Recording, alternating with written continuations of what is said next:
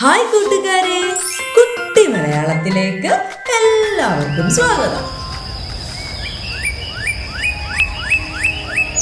ഇന്ന് നമ്മൾ പറയാൻ പോകുന്നത് സുഹൃത്തിന്റെ ചതിയിൽ നിന്നും രക്ഷപ്പെട്ട സമർത്ഥനായ ഒരു കുരങ്ങന്റെ കഥയാണ്.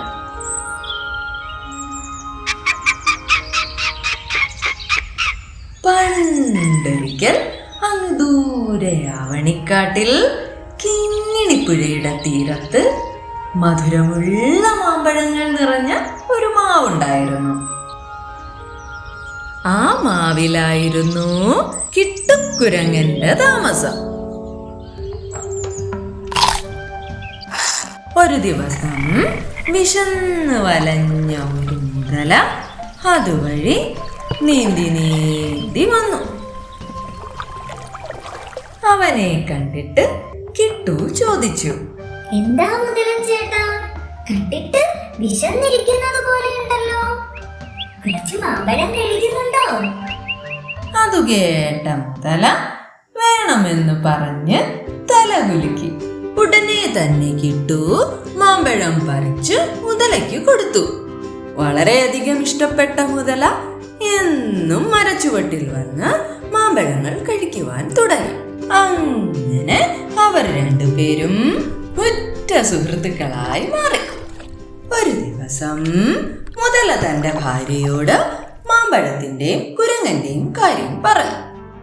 അത്യാഗ്രഹിയായ അവൾ പറഞ്ഞു, മധുരമുള്ള മാമ്പഴം കഴിക്കുന്ന ആ കുരങ്ങന്റെ ഹൃദയം എന്ത് മധുരമായിരിക്കും, എനിക്ക് അത് കഴിക്കാൻ കൊതിയാകുന്നു. ഇത് കേട്ട മുതല ഞെട്ടിപ്പോയി. അവൻ പറഞ്ഞു, കിട്ടു എന്റെ കൂട്ടുകാരനല്ലേ? എന്നാൽ ഹൃദയം വേണമെന്ന അവളുടെ വാശിക്കു മുന്നിൽ മനസ്സില്ലാ മനസ്സോടെ അവന് സമ്മതിക്കേണ്ടി വന്നു. അതിനായി അവൻ ആലോചിച്ച് ഒരു സൂത്രം കണ്ടെത്തി.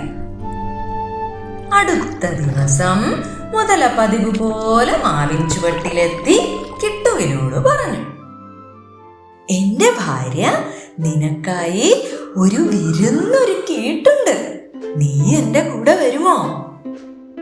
തന്റെ സുഹൃത്തിനെ വിശ്വസിച്ച കിട്ടു അവന്റെ പുറത്ത് കയറി വീട്ടിലേക്ക് യാത്ര തിരിച്ചു.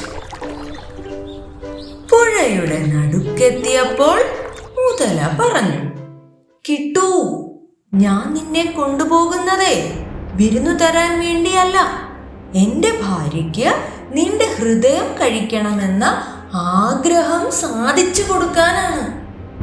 ഇത് കേട്ട കിട്ടു ഞെട്ടിപ്പോയി. പെട്ടെന്ന് അവനൊരു ബുദ്ധി തോന്നി.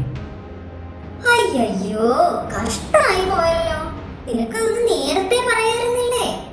എന്റെ ഹൃദയം ആ മാവിന്റെ പൊത്തിൽ സൂക്ഷിച്ചിരിക്കുകയാണ്, വാ നമുക്ക് പോയി അത് എടുത്തിട്ട് വരാം, കുരങ്ങൻ പറഞ്ഞു. മുതല അത് വിശ്വസിച്ച് തിരികെ മരത്തിനടുത്തേക്ക് നീന്തി. മാവിനടുത്തെത്തിയപ്പോൾ ഒറ്റച്ചാട്ടത്തിന് കുരങ്ങൻ മാവിൽ കയറി. എന്നിട്ട് പറഞ്ഞു, എടാ മരവണ്ടൻ മുതലേ, എന്റെ ഹൃദയം എന്റെ ശരീരത്തിൽ തന്നെയുണ്ട്, ഞാൻ നിന്നെ വിശ്വസിച്ചു, പക്ഷേ നീ എന്നെ ചതിച്ചു, ഇനി ഒരിക്കലും നിന്നെ ഞാൻ വിശ്വസിക്കില്ല.